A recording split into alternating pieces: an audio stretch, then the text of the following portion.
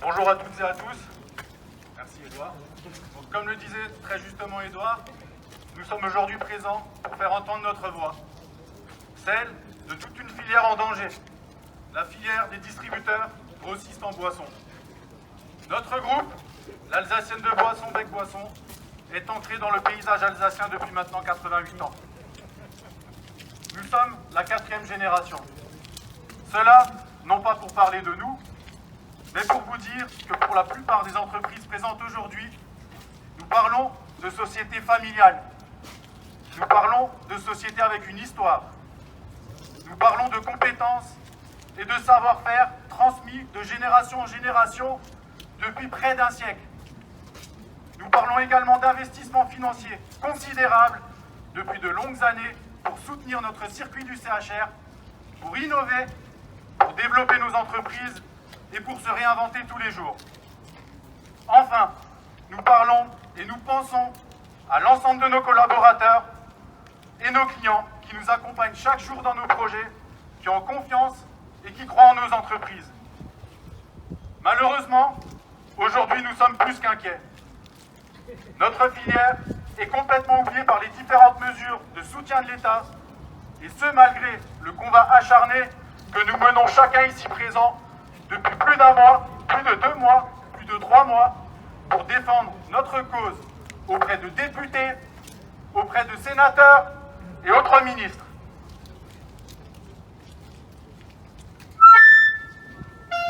Nous ne sommes pas fermés administrativement et n'avons donc le droit à aucune aide, si ce n'est la prise en charge de l'activité partielle et l'accès au PGE, ce fameux prêt garanti par l'État. Qui dit prêt, dit remboursement, dit endettement. Quelle est aujourd'hui la différence entre un restaurant fermé administrativement et un distributeur de boissons n'ayant aucune commande puisque ses propres clients sont fermés? Aucune. Il n'y a pas de vente, pas de chiffre d'affaires.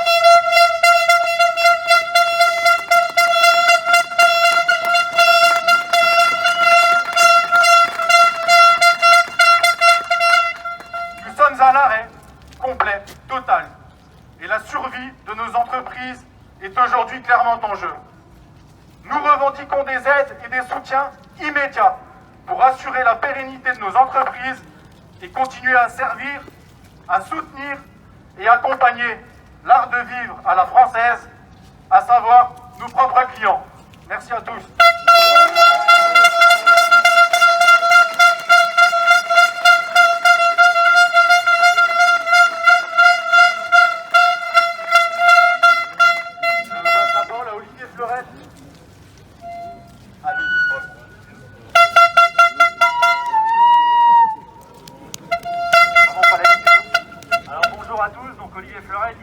Indépendant en Alsace. Alors avec mon associé Jérôme et nos 50 collaborateurs, on est une entreprise en fait à l'arrêt maintenant, comme le sont nos clients depuis presque 4 mois.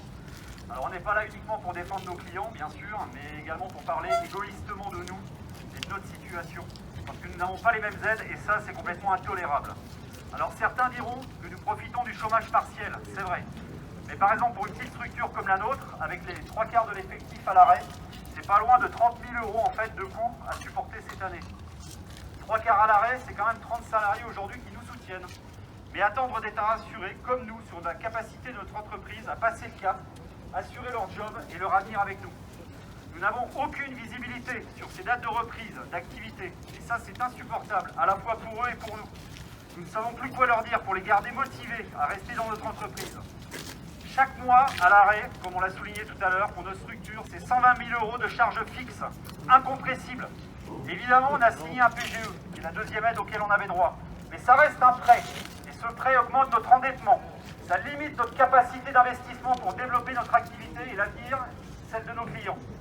À cette minute, on a besoin d'avoir un message fort et positif. Et apparemment, les négociations de ce week-end se sont pas bien terminées. Donc, de notre gouvernement, nos équipes et nous-mêmes avons besoin de sentir qu'au-delà d'être déclarés non essentiels, des moyens seront mis en place pour que nos structures survivent et que nous puissions accompagner et soutenir nos clients à la réouverture.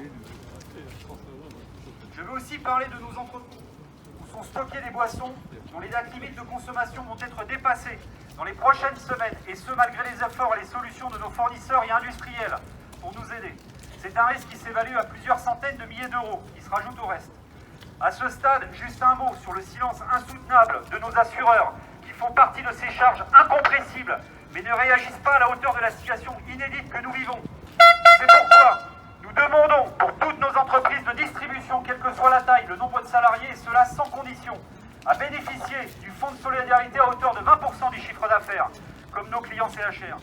La prise en charge réelle du chômage partiel à 100%, congés payés inclus, l'exonération des charges sociales patronales aussi longtemps, parce qu'il faut penser à la reprise, que nous n'aurons pas retrouvé au moins 80% de notre chiffre d'affaires, et le report automatique sans frais des échéances bancaires de nos entreprises pendant 6 mois pour nous dégager de la trésorerie. Et on ne parle pas des conditions de PGE, puisqu'on n'a pas les modalités aujourd'hui. Sans ces conditions, ce sont des centaines d'emplois dans la région, et pour le Grand Est, c'est 1250. Voilà. Qui sont quand même menacés, qui risquent d'être menacés. Sans ces conditions, c'est supprimer notre capacité de développement et un retour à la croissance. Sans ces conditions, c'est rendre impossible le soutien à la reprise de nos clients. Sans ces conditions, c'est nous empêcher d'avoir les moyens de nous réinventer, de nous adapter aux situations telles